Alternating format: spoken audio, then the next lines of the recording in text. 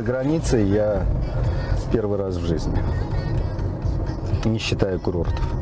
Приехал в январе по гуманитарной визе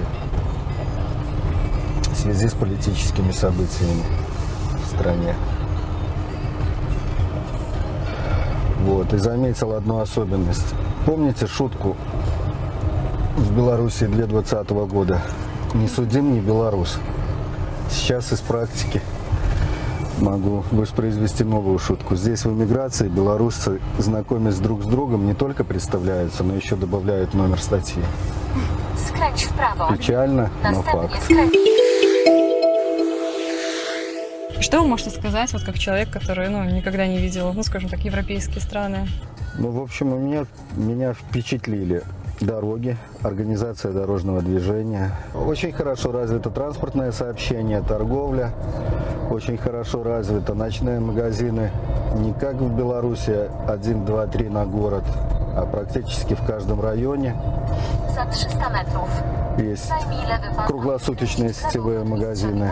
Еще впечатлило, что общественный транспорт ездит по ночам. Я таксист, я это вижу. А это как-то влияет вот на ваших клиентов, вы работаете таксистом, на то, что общественный транспорт очень хорошо развит? И, Тяжело получается- сравнивать. Работы в такси хватает, да. А где вы здесь живете? Снимаю квартиру с коллегами, таксистами. Двухкомнатную на троих. А сколько стоит? 2000 злотых. Коммунальные включены. Работодатель наш белорус, и я с ним был знаком еще в Белоруссии. И мы с ним синхронно выехали. Za 500 metrów. Работой Skręć w prawo i я был уже обеспечен еще в Беларуси. А как с заработком? Заработки больше, чем у нас. Таксистом я стал еще в Могилеве. Ну и заработки несравнимы. А можете какие-то цифры назвать вот по зарплате? Вот такие, чтобы было какое-то представление у людей, скажем Да, так. до Сколько до зарабатывают какого-то таксисты? предела. Заработать Да, в такси можно от 800 до 1500 долларов. В зависимости от того, как будешь работать и как повезет. Дальше идут траты. Сумма это примерно в злотых от 3 до 5000 злотых. Жилье стоит 2000 злотых. Ну а питание здесь уже, кроме затрат на жилье, еще затраты на питание, и все. Питание это уже у каждого свои цифры. А по сравнению с Могилевым, все-таки сколько вы там зарабатывали? Вспомните эти времена. Будучи индивидуальным предпринимателем, зарабатывал столько же, сколько здесь таксистом. Примерно. Ну и уровень жизни был другой. Если здесь и приходится больше тратить, то это не потому, что, как это правильно сказать, не потому, что все дороже, а потому что уровень жизни другой, повыше. za 300 metrów. Skręć w prawo. Большие зарплаты, большие траты и качество жизни повыше. Все побаиваются, не просто это решиться взять и уехать. Кто-то больше боится, кто-то меньше боится, но очень много моих друзей, знакомых из Белоруссии 300 metrów. собираются менять место жительства. Ну и заработки несравнимо больше, чуть больше расходы на жизнь из-за дорогого жилья. Но обращу внимание, что продукты стоят, как в Беларуси стоили, когда я уезжал, а сейчас, говорят, в Беларуси еще и подорожали. И пресловутое белорусское качество, теперь я уже должен использовать именно это слово пресловутое, потому что здесь мне продукты кажутся качественными. В Беларуси существует такая легенда, что везде все невкусное, а у нас вкусное. Возможно, ее создали россияне, приезжающие к нам.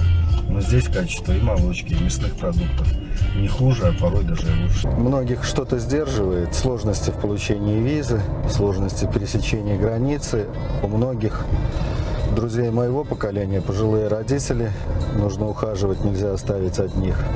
Но все равно очень многие собираются уезжать. Przed zjazdem Ну и говорю я им все то же самое. Жизнь как жизнь.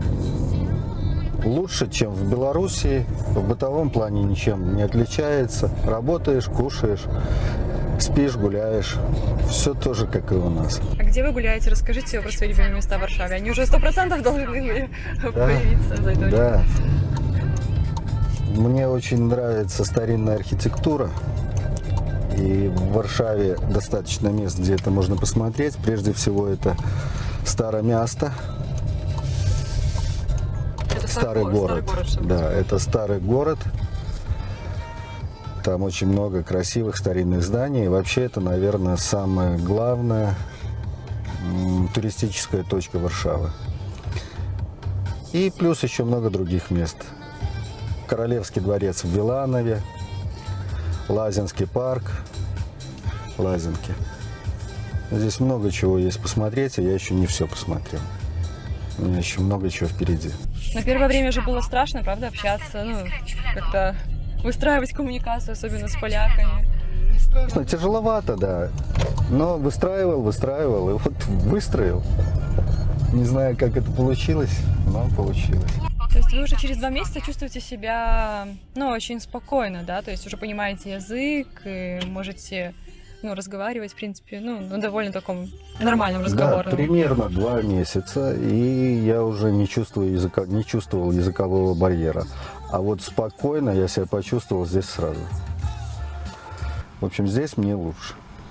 Да, Владимир, наверное, самый главный вопрос. Думаете ли вы возвращаться обратно в Беларусь? И если думаете, то на каких, ну, скажем так, что должно случиться там, чтобы вы вернулись? Извините меня, я не могу политкорректно высказаться, но попробую. Пока не собираюсь, вернусь. Хочу вернуться и вернусь только в том случае, когда наступит тот день, когда в Беларуси закончится шампанское в магазинах. Ну а пока намерен здесь обосновываться, оживаться.